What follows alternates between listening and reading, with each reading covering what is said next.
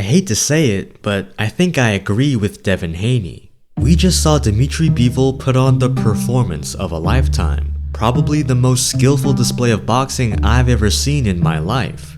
And he lost.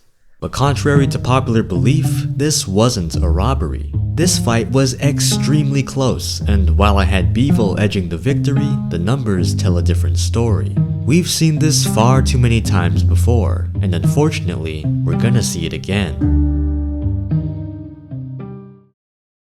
Here's a list of every fight between two boxers ranked in the Ring Magazine's pound for pound top 10. Some of the highest profile fights in boxing history. You got Floyd vs Pacquiao, Canelo vs Triple G, and most recently, Beterbiev vs Bivol. Fights you would expect to be pretty close, seeing as they feature two of the best boxers on the planet in the same ring. Most of these fights are billed as truly 50-50, until one completely steamrolls the other.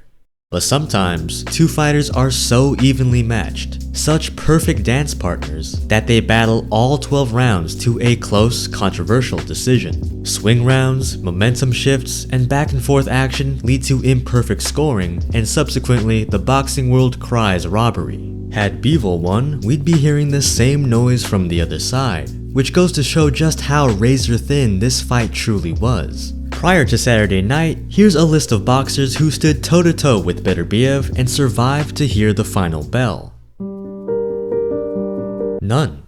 Before Bivol, 20 men had entered the ring against Beterbiev, and all 20 of them got knocked out. The man truly has dynamite in both hands. I contend that the most exciting fight in boxing is between a power puncher and a masterful technician. Sure, it's fun to watch two sluggers go all out for the kill. In fact, we saw exactly that in the co-main event. But to watch a highly skilled, technical operator jump in and out of the fire, knowing very well that one punch could end the fight at any moment, is far more entertaining. Artur Beterbiev is an absolute monster, and watching Dmitry Bivol pick his shots and deliver punches while avoiding the sledgehammer by mere centimeters is peak boxing. As soon as the first bell sounded, they wasted no time executing their game plans. Bivol rifled off stiff jabs and used plenty of lateral movement to keep his head offline. Beterbiev began stalking around the ring to land short, compact punches. One round was all it took to observe the difference not only in Bivol's speed, but also Beterbiev's power. Throughout the fight, Bivol was the faster, more evasive man, landing hard combinations with an aggression we haven't seen before. To see him stay in the pocket with Artur and keep throwing 1-2s was pure chaos. But Beterbiev was the Terminator. He ate every single one of Bivol's shots, continued to walk him down, and land hooks to the body and head. Bivol delivered the cleaner shots, but Beterbiev's punches were the more destructive blows. You could tell that Bivol really felt the damage accumulating on his body towards the end of the fight. And the work rate from both fighters was unbelievable. For Bivol to maintain his pace, darting in and out to throw combos and manage distance for 12 rounds is unreal. And for Beterbiev to do what he did at almost 40 years old, coming off knee surgery, is unheard of. Both men showed up in tremendous shape and delivered the fans a great fight. With the amount of close, impossible to score rounds, I have no problems with Beterbiev winning by a round, Bivol winning by a round, or even a draw. And usually in such close fights, fans look to the punch stats for clarity. But just how close was this fight? Well, the punch numbers are about as dead even as it gets. According to CompuBox, Bivol landed 142 punches to Beterbiev's 137. He landed 84 power punches to Beterbiev's 90, and they both dealt 31 body shots even to each other's livers.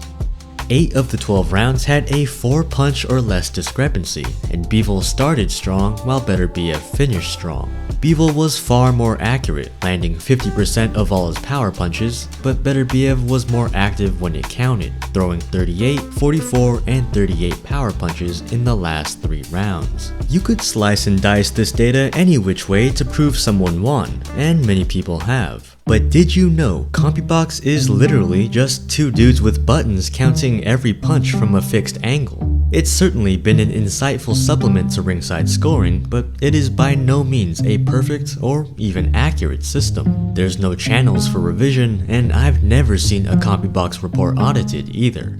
Jabber AI has a new approach to boxing statistics. Deep Strike is their computer vision AI that seeks to track punch counts along with ring pressure, aggression, and the quality and power behind each individual punch. Their report on the fight tells a more comprehensive story. Deep Strike had Beterbiev landing more punches, applying pressure, and being the clear aggressor. He nearly doubled Bivol's output, whereas Bivol landed more accurate, cleaner, flush punches with power and visible effect. Again, all these numbers are imperfect and never tell the whole story of a fight. They may help, but it ultimately comes down to the 3 judges' scorecards. This is how the ringside judges scored the fight. You hope they're fair, honest, and do their best, but sometimes it feels like they watched a whole different bout. So how do they judge professional boxing? Effective aggression, ring generalship, defense, and hard and clean punches. 4 vague criteria that could mean different things to different people. Does one matter more than another? Do they all have the same view of the action? How do you reliably measure defense? These are just a few questions that judges have to ask themselves. Scoring in combat sports is a mess, and I'm not going to pretend that I have the solution. But until we have clearly defined, standardized methods to measure these 4 categories, we're going to keep getting controversial decisions. Some judges value aggression over defense. Some have different definitions of ring generalship, and none of them have the same angle of the fight. As Triple G said, this is a big drama show, let's go, let's do it! As long as we have great fighters, we're gonna have close fights. And as long as we have close fights, we're gonna have some quote-unquote robberies. Of course, the only absolute way to win is to do what Beterbiev did to all his other opponents, knock them out cold. Bivol was just the first one to take him all 12 rounds, but he didn't leave unscathed. A lot of Beterbiev's punches landed on Bivol's gloves, but he punches so hard that he bruised Bivol's face through his guard. You see, I have a bruise from my hand. He always beat it and it was so hard. Naturally, promoter Eddie Hearn is mad that his fighter lost. We should expect him to cry robbery. But what surprised me is that Turkey Al Sheikh, the sponsor of the event, publicly stated that he thought the decision was unfair and that Bivol should have won. Everything is pointing towards a rematch. So was it a robbery? I don't think so. It was a great close fight between 2 generational boxers. Like Haney vs Lomachenko and Kovalev vs Ward, Beterbiev vs Bivol proved that styles make fights. And regardless of who you had winning, you have to admit, this was one hell of a fight. Let me know how you scored it and who you have winning in a potential rematch.